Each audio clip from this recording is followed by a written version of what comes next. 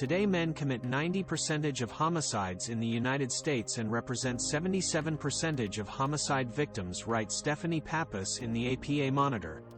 They are the demographic group most at risk of being victimized by violent crime.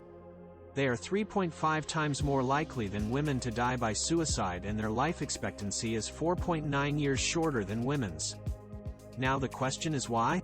This happens. When it comes to masculinity, society is sending a false message that men are converting themselves into certain ways of behaving, which can there be socialized out of them.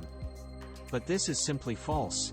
We are tearing ourselves apart over gender issues, when the result that the problems of boys and men are left untreated. What makes a man?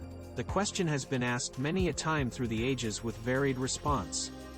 Man is what he reads, contends poet Joseph Brodsky. The character of a man is known from his conversations, argues Menander, the Greek dramatist. While novelist Mark Twain claims, clothes make the man, as naked people have little or no influence on society. To break it down to the basics, there are a few common traits that essentially make up the masculine gender. Though roles vary slightly in each culture, there are certain vital characteristics that appear in almost every male. Whatever the positive or negative manifestations of these may be, they are truly what make a man what he is. Physical. Whether competing for food, fighting hand-to-hand, or challenging each other in the sporting arena, mastery of one's own physical abilities is an important part of being a man. The most primitive, yet still one of the most prominent traits, a man's physical capability affects everything from self-preservation to mating preferences. The health and virility of a male make him an appealing candidate for partnership with the opposite sex, while his strength and stature still prove to be influential factors in both the social and business world. Functional. Throughout time, a man's ability and desire to provide for those that depend on him has been central to his masculinity. While utilizing a combination of physical ability, wit, savvy and ambition to succeed, his role as the breadwinner is what drives a man to achieve. No matter the geographic location or social situation, men work primarily to feed and create an environment of comfort for their wife and family. This is the commonly accepted role of the man within the social system and proves a formidable challenge that every man must accept. Sexual. When it comes to partnership, the man is perceived to be the less affected of the genders. Traditionally, it has been more acceptable for a man to remain a bachelor later in life compared to a woman. The desire for independence and freedom from the command of others is typically a masculine trait.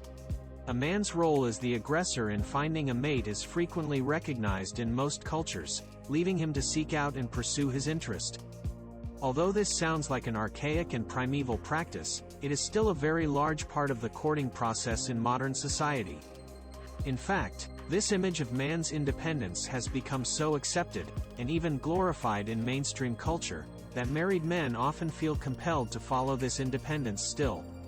So, before marrying, ensure that you recognize the challenges that will come your way no matter what, and that you both have a firm commitment to make it last. Emotional. Denial of one's emotions is ingrained in men from a very early age. The phrase, "boys don't cry," about sums it up. Whatever his position, a man must manage without regard to the emotional effect that issues have on him. The ability to suppress personal feelings enables men to maintain an objective view of the circumstance and carry on. A man is then able to make rational decisions whether in a situation as small as an interpersonal debate or as catastrophic as a bloody battlefield. That said, it is necessary and healthy for men to have someone that they can confide in, a mentor, a brother, a friend, and let the old guard down once in a while so that stress isn't bottled up to the point of exploding. Intellectual. Men are seen to rely on their intellectual capabilities rather than on emotion or intuition. Utilization of reason and logic enable men to view situations objectively and thus respond to them in a rational way. Only factual information is considered, while feelings are deemed unsuitable evidence on which to base decisions. Education and the acquisition of knowledge are viewed as important factors in male development. Interpersonal. In interpersonal relationships, men are prone to adopt leadership roles and take the initiative to act on the other's behalf. This can manifest itself negatively in the form of dominant behavior, by suppressing the will of others in the name of self-interest. However, this leadership can also be utilitarian. It is highly effective in the family model, as the father is able to establish order in the household. Giving direction and acting as a disciplinarian are common functions of men as a result. Among some of the other characteristics commonly attributed to men are ambition, pride, honor, competitiveness, and a sense of adventure. These are not necessarily the attributes possessed by the perfect man. Rather, they are displayed to varying degrees, in one way or another, in most all men. They may reveal themselves differently from man to man, as one may use his power and influence for selfish interests, while another will strive for the greater good.